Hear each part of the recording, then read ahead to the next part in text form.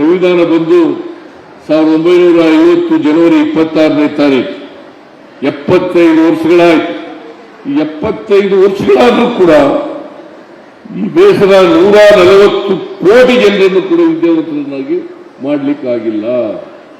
ಇದನ್ನ ನಾವು ಅರ್ಥ ಮಾಡ್ಕೋಬೇಕಾಗ್ತದೆ. ಅದರಿಂದ 100ಕ್ಕೆ 100 ವಿದ್ಯಾವಂತರಾಗಬಾರದು.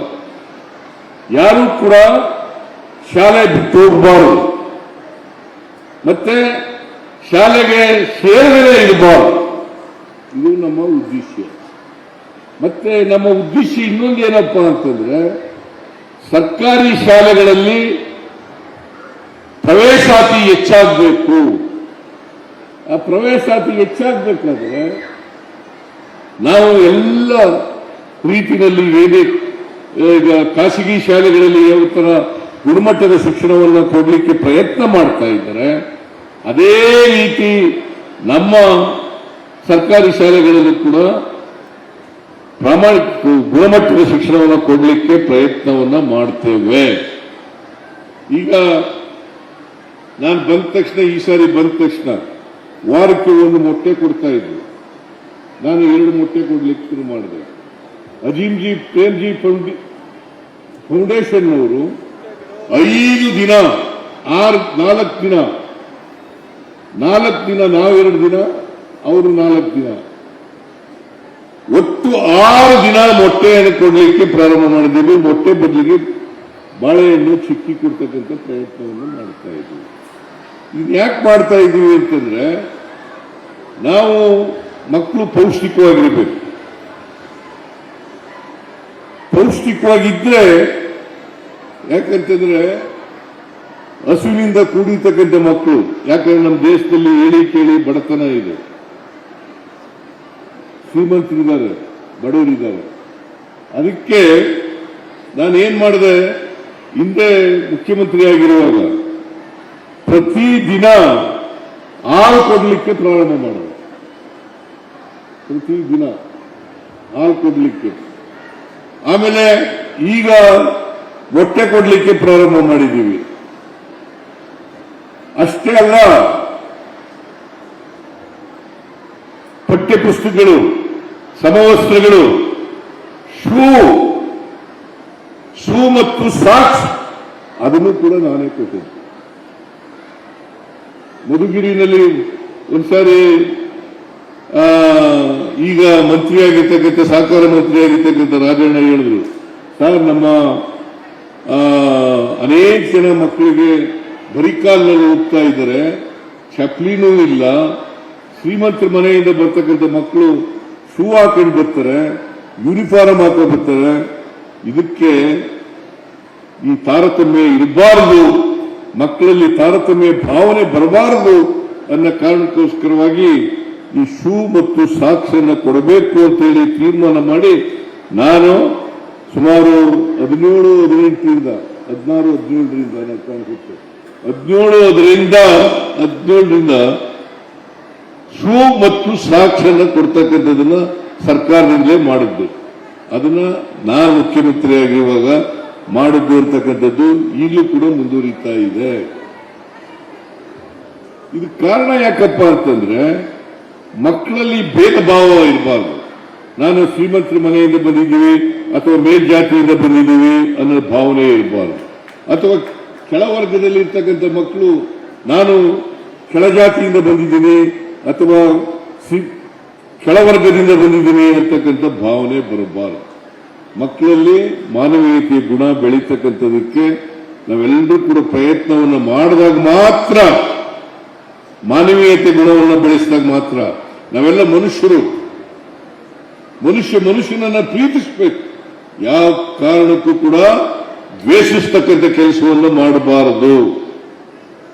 ಇದನ್ನ ಕೆಲವು ಪಟ್ಟಭದ್ರರು ಹೇಳ್ಕೊಡ್ತಾರೆ, ದ್ವೇಷ ಮಾಡಿ ಅಂತ, ಜಾತಿ ಮಾಡಿ ಅಂತೇಳಿ, ವರ್ಗ ಮಾಡಿ ಅಂತ ಹೇಳ್ತಾರೆ.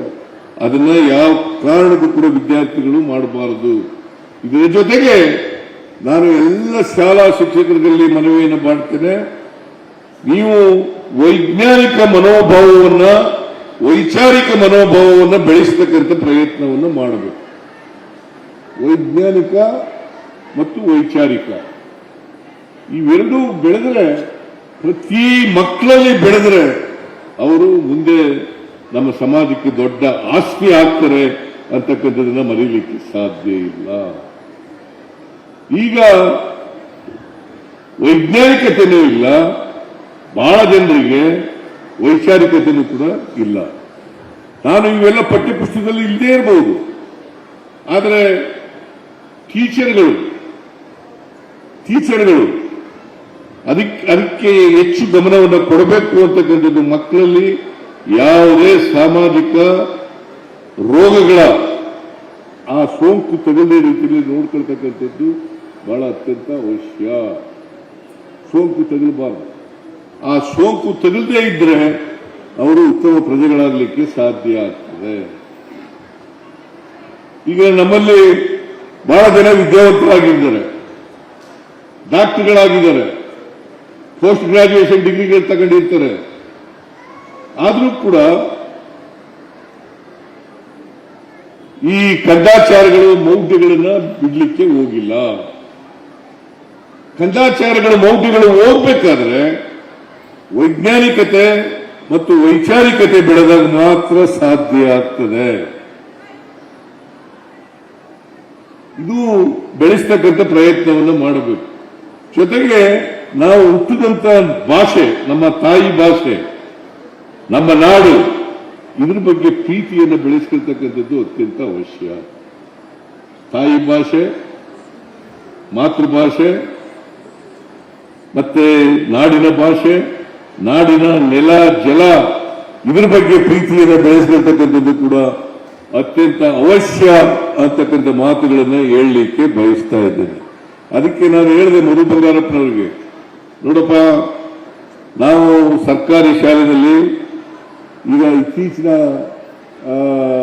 ಬೆಳವಣಿಗೆಗಳ ಪ್ರಕಾರ ಸರ್ಕಾರಿ ಶಾಲೆಯಲ್ಲಿ ಎಲ್ಲ ಬಿಡ್ತಾ ಇದ್ದಾರೆ ವಿದ್ಯಾರ್ಥಿಗಳು. ಸುಮಾರು ಎಷ್ಟು ಹೋದ ವರ್ಷ ಬಿಟ್ಟಿದ್ದಾರೆ? ಎಷ್ಟು? 7.5 ಲಕ್ಷ. ಎಷ್ಟಮ್ಮ? 3.5 ಲಕ್ಷ. ಅದು ಕಡಿಮೆ ಆಗ್ಬೇಕು, ಕಡಿಮೆ ಆಗ್ತಾ ಇದೆ. ಯಾಕೆ ಬಿಟ್ಟು ಹೋಗ್ತಾ ಇದ್ದಾರೆ? ಮೂಲ ಸೌಕರ್ಯಗಳಿಲ್ಲ, ಗುಣಮಟ್ಟದ ಶಿಕ್ಷಣ ಇಲ್ಲ, ಇಂಗ್ಲಿಷ್ ಮೀಡಿಯಂ ಶಾಲೆಗಳಿಲ್ಲ. ಅದಕ್ಕೋಸ್ಕರವಾಗಿ ಬಿಟ್ಟು ಹೋಗ್ತಕ್ಕಂಥದ್ದು. ನಾವೆಲ್ಲ ಕನ್ನಡ ಶಾಲೆಯಲ್ಲಿ ಓದದ್ದು, ಸರ್ಕಾರಿ ಶಾಲೆಗಳಲ್ಲಿ ಓದದ್ದು ನಾವು. ಇವತ್ತು ನಾನು ನಿಮ್ಮ ಮುಂದೆ ನಿಂತು ಮುಖ್ಯಮಂತ್ರಿಯಾಗಿ ಮಾತನಾಡಬೇಕಾದ್ರೆ ಅದು ಅಡ್ಡಿ ಬರಲಿಲ್ಲ. ನಾ ಸರ್ಕಾರಿ ಶಾಲೆಯಲ್ಲಿ ಓದಿದ್ದೇನೆ ಅಂತಕ್ಕಂಥದ್ದು ಅಡ್ಡಿ ಬರಲಿಲ್ಲ. ಕನ್ನಡ ಮಾಧ್ಯಮದಲ್ಲಿ ಓದಿದ್ದೇನೆ ಅಂತಕ್ಕಂಥದ್ದು ಅಡ್ಡಿ ಬರಲಿಲ್ಲ. ಆದ್ರಿಂದ ನಾವು ಇಂಗ್ಲಿಷ್ ಮಾಧ್ಯಮದಲ್ಲೇ ಓದಿದ್ರೆ ಬುದ್ಧಿವಂತರಾಗ್ಬಿಡ್ತೀವಿ, ಕನ್ನಡ ಮಾಧ್ಯಮದಲ್ಲಿ ಓದಿದ್ರೆ ದಡ್ಡರಾಗ್ಬಿಡ್ತೀವಿ ಅಂತಕ್ಕಂಥದ್ದು ಸರಿ ಇಲ್ಲ. ಅದು ತಪ್ಪು ಕಲ್ಪನೆ. ಇದನ್ನು ನಾವು ಅರ್ಥ ಮಾಡ್ಕೋಬೇಕಾಗ್ತದೆ. ಯಾವುದೇ ಮಾಧ್ಯಮ ಆಗಲಿ, ಯಾವುದೇ ಭಾಷೆ ಆಗಲಿ, ನಾವು ಭಾಷೆ ಮೇಲೆ, ಒಂದು ಭಾಷೆ ಮೇಲೆ ಹಿಡಿತವನ್ನು ಸಾರಿಸಿದ್ರೆ, ಮಾಧ್ಯಮ ಯಾವುದೇ ಆದರೂ ಕೂಡ, ನಾನು ಒಂದು ಲ್ಯಾಂಗ್ವೇಜ್ ಆಗಿ ಕಲಿಬೇಡಿ ಅಂತ ಯಾವ ಭಾಷೆನೂ ಹೇಳಲ್ಲ. ಲ್ಯಾಂಗ್ವೇಜ್ ಆಗಿ ಕಲೀರಿ, ಆದರೆ ತಾಯಿ ಮಾತೃಭಾಷೆಯನ್ನು ನಾವು ಬಿಡಲಿಕ್ಕೆ ಸಾಧ್ಯ ಇಲ್ಲ. ಅದಕ್ಕೆ ನಾನು ಈ ಇಂಗ್ಲಿಷ್ ಶಾಲೆಯಲ್ಲಿ ಹೆಚ್ಚು ಮಾಡಬೇಕು ಅಂತಕ್ಕಂಥ ನಾವು ಕೂಡ ಮಾಡ್ತಾ ಇದ್ದೀವಲ್ಲ ಈಗ.